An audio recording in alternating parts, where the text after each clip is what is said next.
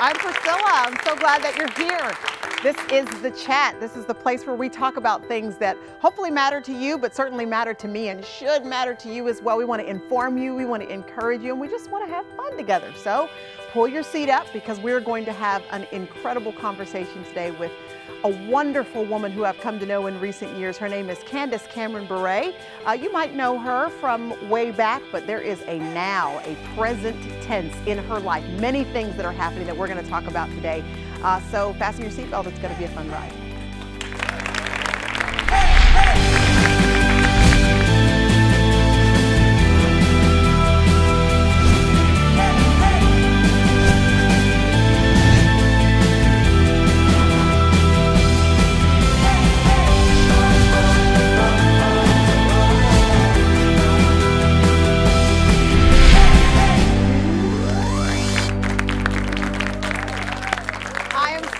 That you're here. I got to tell you, I'm especially glad to be here today as well because I get to talk to someone that I actually have met before, but we haven't had a chance to have a sit-down conversation and get to know each other. I get to have that very first conversation with you, so it's going to be a lot of fun.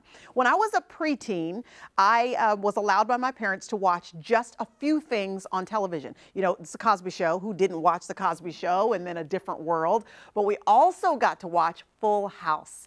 And America and beyond fell in love with this incredible family and all of the characters that were portrayed on that show. And listen, I've got some nieces now. They are 10 and 11, and I think the little 5-year-olds, and they still love Full House. So I'm so excited for their sake even, and for my sake today, to talk to one of the stars of that show. Would you please help me to welcome Candace Cameron Bure.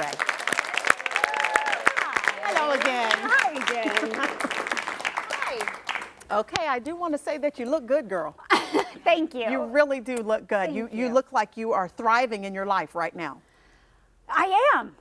Sure. In every capacity? Do you feel like, are you happy? Are you content where you are right now? I am. I think no matter what the circumstances, because we all go through the ups and downs in life. Yep. I always try to find my contentment and my joy, which is in the Lord. Yeah. So, I mean, the answer is yes. I'm so glad. I'm so glad. Well, you look it. You look great, and Thank you. People want to catch up with you. They want to get to know you outside of the spotlight of Full House or your other many roles that you've had in your career. But let's just back up. Let's kind of backtrack and answer questions that I know you probably are asked all the time. But you know, I know everyone people just wants want to know. hear it. I know. Yeah, they do want to know. So tell us when your career even started. How old were you? How did Full House happen? All that good stuff. Wow. Well, I started acting at 5 years old, and my parents were not show business people. My dad he's retired now, but was a public school middle teacher for 35 years. And my mom was a stay-at-home mom. And we lived in LA, and acting just kind of, someone suggested to my mom, like, oh, you have 4 cute kids, why don't you put them in acting? Oh my goodness. And my mom was like, okay, we'll just try this. Yeah. And so I started doing commercials at 5, and I auditioned for Full House when I was 10. And I got the job. Did you love it right off the bat? Like at 5, were you kind of like, this is cool? I did. I really liked it. And the thing was, my mom and my dad were always saying, if you don't want to do this, then you just tell us. This is not something that we're wanting you to do. But my mom had fun with it. My dad still to this day thinks that Hollywood is still a fairy tale. Like, he's kind of like, really? You're still working? People are still hiring you? Yes, Dad. Leave it He's to like, your parents to keep you humble, right? Exactly. It's like, you can really make a career in that industry? Yes, Dad, I can. So they had a different perspective. It wasn't stars in their eyes and trying to have famous kids. And I think that's what kept it fun for us. So I did like it at 5 years old. And then my brother Kirk had started Growing Pains 2 years before I started. Was the other show that I could watch. Yeah. Yes. Yeah, kind of wild to have 2 kids from the same family on pretty big television shows. Were those programs on at the same time? Yes, they were. So they started 2 years before us, before Full House, and they ended after 7 years, and we ended after 8 years. So we overlapped. I've got to tell you that I've always been a little bit curious as to whether or not there was any sibling rivalry, because it wasn't just you and Kurt. You also have 2 sisters. 2 sisters, and they're involved in acting as well. They're not. They're not. I feel like I've seen a sister of yours somewhere. No, I you haven't. Okay. So my sisters, they tried acting when we were all young, when we first started. My sister Melissa just didn't like it. She didn't want to do that. And my other sister Bridget, she had braces when she was younger, and you just like entertainment doesn't like braces. Yeah. So she actually worked behind the scenes, and she was my stand-in for many years on Full House. So a stand-in is when there's a child actor and we're having to do school. They typically have an adult working that's about the same height, and they will stand in and block the scene, meaning rehearse it in those positions so the camera and lighting can get all the angles. So the stand-in doesn't have to look like you, but that was how my sister was in the entertainment industry for many years. Was there any rivalry or issues among siblings because of all of your success and Kirk's success? And no, you know what? My parents did such a good job at making sure my sisters never felt left out, or even I didn't feel left out with my brother, and we did things together as a family. So if my brother was going on a trip somewhere or got to film in Hawaii, or we filmed in Hawaii, my sisters came, my dad came, like we made everything about family. So did you think it was gross that every girl you knew had a picture of your brother up on a big poster on their wall? I'm like, if you only knew, if you only knew what went on at home, my dorky brother, but yes. So acting wasn't something you kind of planned for and strategized for. You just kind of fell into it. Totally fell into it. How did your parents keep you grounded? Like you're saying that they kept you guys together as a family. Were you raised in a Christian home?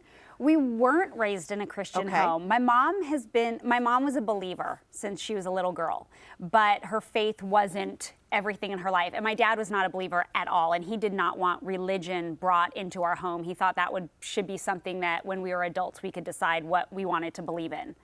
But when I was 12, my parents went through a separation, and in that time, a friend had invited them to go to church, and our whole family to go to church, in hopes that church would help and the counseling would help them work through their marriage problems. And it did.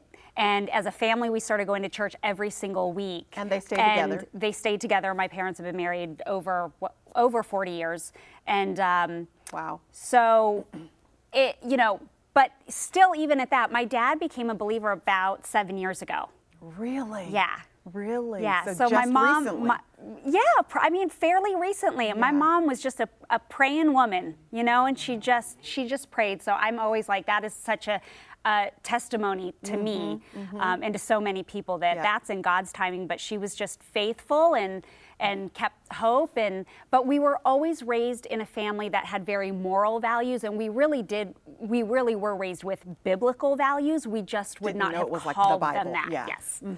So do you think that is what kept you guys seem to be almost like in a little bubble of your own in terms of child stars, because you have a lot of young people who became superstars very early on, and there are very few of them who today you can look at and they're still good role models. I mean, they've just kind of made poor choices along the way. What do you think the difference was between, because a lot of them came from okay families as well. Sure. What do you think might have been the difference? There are quite a handful of child stars that have grown into wonderful, responsible, Lisa mature Welch Blair adults. from The Facts of Life is one of them. She's a wonderful woman. But there's shows like, you can look at Melissa Joan Hart or Soleil Moon Frye or Fred Savage. I mean, those are all successful people right now that didn't crash and burn. But of course, the media likes to spotlight train wrecks, and that's what we focus on. But I always attribute that to my family and the way that I was raised, and of course my faith and my family's faith in God. But even during that time in my childhood and in my youth, I couldn't see that it was God in our life and His hand over our life. I can see that now. But,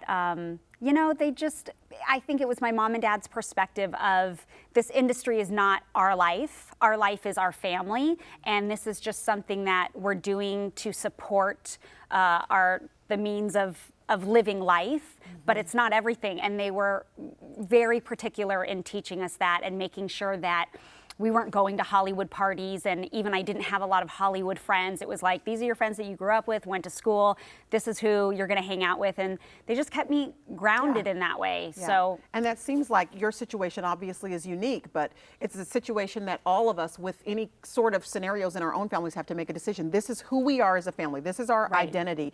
All of this extracurricular stuff, it is extracurricular. Exactly. But we're gonna decide for ourselves who our family is gonna be, and it seems to have made a huge difference in your life. Yes.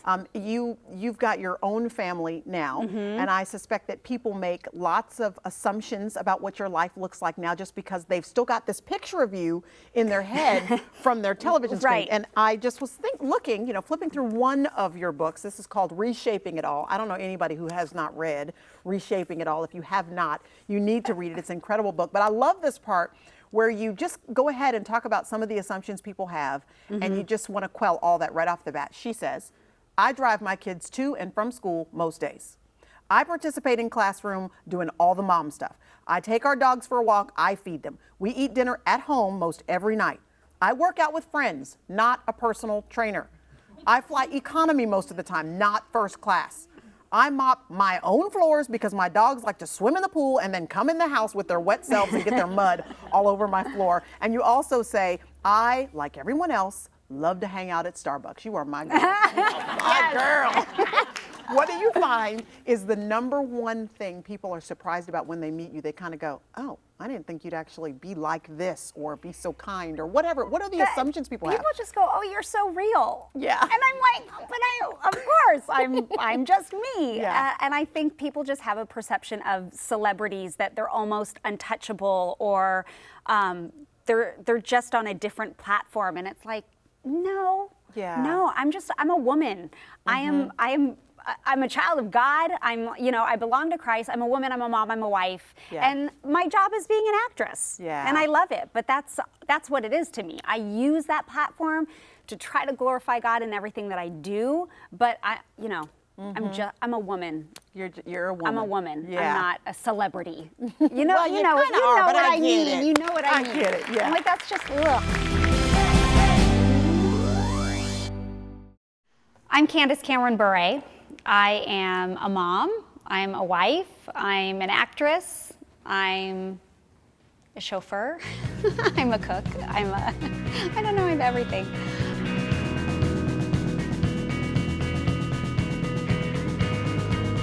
I have 3 children, Natasha, Lev, and Max, and my husband's Val, and we've been married for 17 years.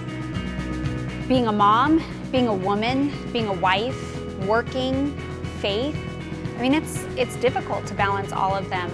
I say it's like a juggling act because, you're trying to throw a bunch of things up in the air and keep them balanced or the plate spinning or, the pins rotating all at the same time. But the truth of the matter is some of those plates are gonna drop or some of the pins are gonna fall, and that's okay. I think it's silly for any woman to have an expectation that they're going to be superwoman. None of us are, and we won't ever be. I know that all of our circumstances are different and we're all unique, so everyone's life is gonna look different when we try to balance it all.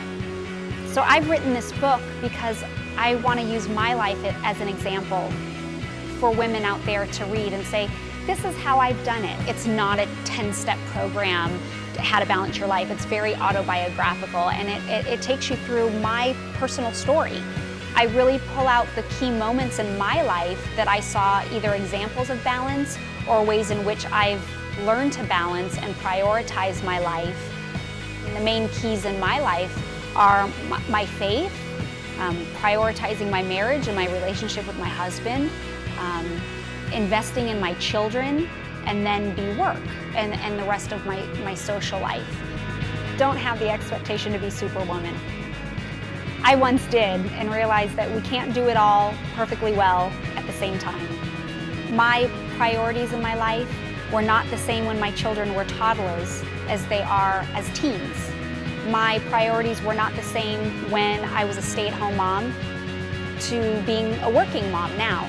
And so we need to step back and look at our life as a whole, but really look in small increments of time of saying, what are the priorities right now, today? And we continually reevaluate, and those priorities will change and evolve. And I think that's how we do life. That's how we balance it. My relationship with God really sets the tone for that. God gives us the fruit of the Spirit, which is love, joy, peace, patience, kindness, goodness, gentleness, faithfulness, and self-control when we have a relationship with Him. And so, wow, that's good stuff.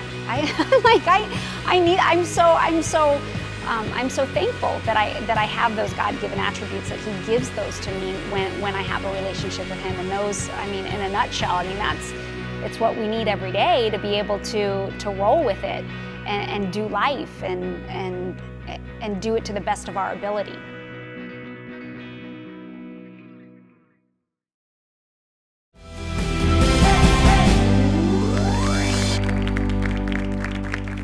When did your faith, though, in the midst of all of that, you've got this family that's a good family, a moral family, but not necessarily a Christ-centered family, and then you get invited to church, and your family starts going to church. At what point did your faith become your own?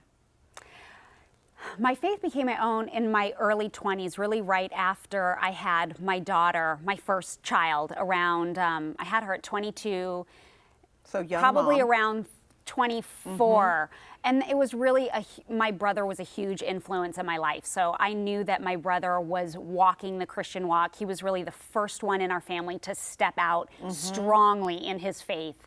And I remember that. I remember when he made that decision kind of for the Lord, and his life, it was like a 360 we saw in Kirk Cameron's life. Yeah, and we all kind of thought he was a little weird. At that point, we were like, what's going on? Yeah. And then you see the consistency of choices that he's making, and you're like, wow, you really are truly living your life for Christ. And I think having my child, it was kind of like, okay, I was raised Christian in a way. I mean, I knew who God was. I'd given my life to Christ at 12 years old, but that I was not walking in faith. That was not, didn't consume me. And having a child was like, I need to know what I believe because of what I Children believe, change and everything, I don't want to they? know what I'm going to teach my children. But at that same time, my brother had even a turn in his ministry that kind of rocked his world, and he had sent me a few books that just, God was just moving in my life. So it's not surprising that all those things came together, and probably around 24, 25 years old, I just was like, oh, Yeah, God, things I change. got it, and I want to live for you. Girl, let me tell you something. This is just coming to my mind. I was walking through the airport. I don't remember what state I was in, but I was walking through the airport, and right in front of us in the security line was your brother. And we were going to the same event. I knew I was speaking and that he was speaking at the same event. Of course, he does not know me from Adam. So Jerry and I just stopped for a second. We said, hi, Kirk, how are you? And he just turned. He was so gracious to us. And then that man handed me a tract just to make sure that I believed in Jesus. That is totally my witnessing in there. brother. That's totally your brother? Yes, girl, he made sure I was saved, honey. Yes, he did. Well, I love that. Obviously your parents, did what they knew to do at the time. And that really is a testament to the fact that, Christ was hovering over your family, even though at the time you wouldn't have labeled it that. Yeah. God was protecting you all along the journey. And in the midst of that family, you had another family, because the Full House family, you were working, I think I read 14 hours a day or more on the program. Definitely. So they became your family. And there's a picture of you in here at your wedding, and you've got your Full House family around you. So talk to us about that connection. Are you still connected with those folks? I'm very connected with everyone. We're all great friends and see each other all the time. I mean, the love that you saw on that show is true. I think that's another reason why it continues to go on. It was very real. So they are like a second family to me, and just interesting to go through those seasons in your life, because I was a child on that show, and now Lori Loughlin and I have daughters the exact same age. I mean, they're a month apart, and so to just go through the adult years and different seasons as peers, and not just a child and an adult, it's very interesting and wonderful. Tell us about your life now, your family as it looks right now. Tell us about your husband, your children, and what you're doing in your life right now. Okay, well, I've been married for 17 years, my husband and I, Val. I cannot even believe that. You still kind of look like you're 17, so I Thank cannot you. believe that you've been married 17 years. And we have 3 kids. My daughter's 15, Natasha, and we have 2 boys. I have a 13-year-old son, Lev, and an 11-year-old son, Max. And I hear there's some hockey stuff that happens in your life. Boy. Well, yes. So my husband is retired, but he's a professional hockey player for 12 years. And so my boys are following in their dad's footsteps, even though we tried not to have them play hockey. Why? Why did you want them not to play hockey? You know what? It's such a brutal sport, not only physically, but mentally as well. And so when my husband retired, he was just like done. And he just wanted my boys to play tennis or golf or like something that's easier on the body, right? Not gonna like be slammed into a board and hit on rock solid ice. So, but they begged for a few years, and finally he was like, okay, you can play hockey. And then of course, veins, right? Once they start playing and he's watching, he's like, okay, I cannot let anyone else coach my boys. Like if they're gonna play, I need to coach them. So now he coaches their teams. So now you're just in a hockey family. Oh, I should be living in Canada because I'm at a rink 6 days a week, and hockey is our life, and they both play travel hockey, and like the range of where we go on a weekly basis is just 300, 400-mile radius of travel hockey. So you have what a lot of women have, and that is a schedule to balance. Yes. She has a brand new book coming out that is going to be absolutely amazing, balancing it all. I don't know any woman, even whether she's a wife and a mom or not. I mean, I don't know any woman that doesn't have a life to try to manage, to wrap her brain around. Right. I love the cover of your brand new book because you're like almost like June Cleaver on the front, and you're holding, you're in the kitchen and you're like trying to balance your iPad over here, and you've got a dog's leash on your ankle. You're like, you kind of walk the dogs at the same time. And I'm like, okay, that's so my life. How do you balance it all? Because you've got this, what most people would think is kind of a very unique situation in that you're acting. So those movies, I'm sure, take you months to prepare for, and then also to film. But then you've still got to get dinner on the table. I'm trying to figure out a new way to cook chicken for dinner. Can you help me figure out how to balance the life of a working mom? Well, don't ask me about any recipes because I am blessed. My husband does all the cooking What? at our house. I know. We are not jealous. We are not jealous. We are not jealous. I totally lucked out in that department. Otherwise, it's like takeout or Whole Foods or something for me when Val's out of town. All right.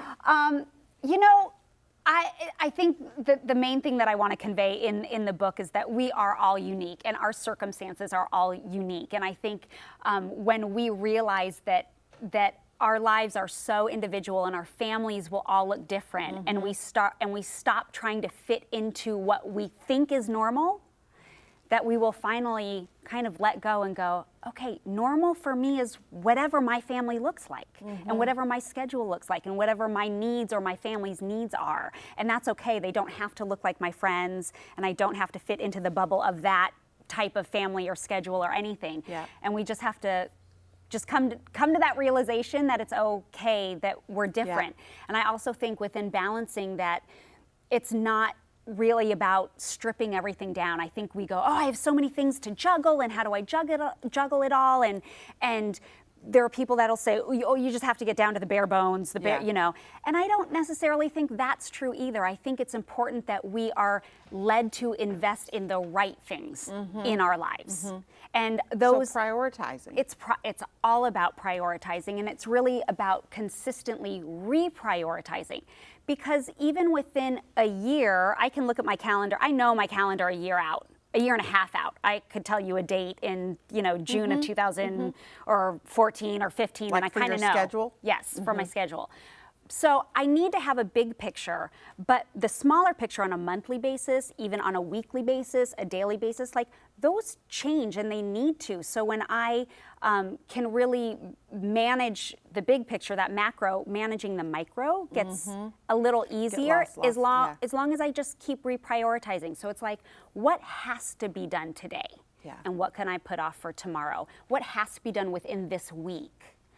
What can be done within this month? And kind of giving yourself a little bit of a break. Like totally. Everything doesn't have to be done right now. It doesn't have to be done right now, and it doesn't have to be done perfectly, because you can't juggle everything perfectly 100% of the time. And sometimes you've got, different plates that you're spinning or pins that you're juggling in the air. Let them drop. Let a couple of them drop. Like, you can't keep spinning them all at the same time. It's hard to let those plates drop, isn't it? To just release yourself, to let them go. But you can pick them up at a later time. They'll be cracked, but you can't pick them up at a later time. Well, That's then what you get super glue really is for, durable right? plates. Yes, That's exactly. right. You get some plastic ones, they won't crack. That's But I think that's what's important. Is just Yeah. realize you don't have to do it all Yeah. perfectly right now. And I love so much what you said about that my normal won't look like your normal. I think that women need to give each other a break. Don't Yeah. you think? We need to Yeah. release each other to do what our family needs to have done to make our lives work and not just be so judgmental and point the finger Absolutely. at other mothers for doing it the way they've got to do it. Absolutely. I think, I talk a little bit about this in my book. There was even, and I didn't mean to have a prideful attitude about it, but there was something that I think in LA, you're kind of abnormal if you don't have a nanny. It's just one of those things. And you can go to different parts of the country where nannies aren't normal. And so I almost had a little prideful attitude and going, well, I don't have a nanny. I Right, do it all right. myself, even Yeah. though I didn't want to be prideful about it. But I realized how terrible that I even thought that for a moment, because sometimes having help with your family, or having help with an outside person, people don't necessarily have family that lives in that city. That's right. And what is the difference between Yep. maybe grandma or a nanny or a babysitter? Yep. I mean, there's just so many things. So many that dynamics that I we don't can- know. we can so easily judge other women for, and it's like, but I don't know what's going on. I Yep. don't know their family dynamics I agree. inside. So we do need to just ease up on one Yeah. another and give grace and go, that works for you, great. Great. If this I works for me, applaud you. great. If we're living to glorify God Yes. with all that we do, that's all that matters. And It any kinda way doesn't you can matter be the sane means. at the end of the day, I applaud you. Yes. I applaud you for doing it. Balancing it all. That's what she has written about. That's what you're going to want to read about in her incredible book. I'm glad you wrote about it because folks like me need some help, sister, trying to figure out how to balance it all. This is not a 12 or 10-step guide Yeah. on how to balance. It's really, they're my personal stories about juggling purpose and priorities. And it's kind of takes you through my own life and the circumstances that I've been given and how to find balance within them. So hopefully you'll find things that helped me that could help you. Absolutely. And you know what we want to tell you we appreciate?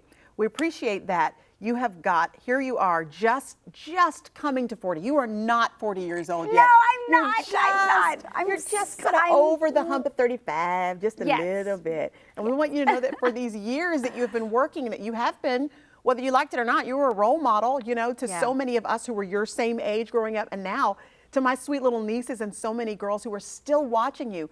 We thank you that, now we can not only let them see you as DJ Tanner, but then we can point to you on the internet and say, look, she's still doing well. She's still living well. That is a great thing that we're grateful for. Will you guys please help me Thank you. to thank her Thank you.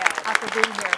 And you're going to want to stay tuned. You're going to want to stay tuned because we have a part 2. So this is just part 1 of the conversation we're having. We got to talk about reshaping it all because this girl looks good and we're going to try to figure out how. She's going to give us some tips for that. And so you're going to want to come back for part 2. Thanks for joining us today.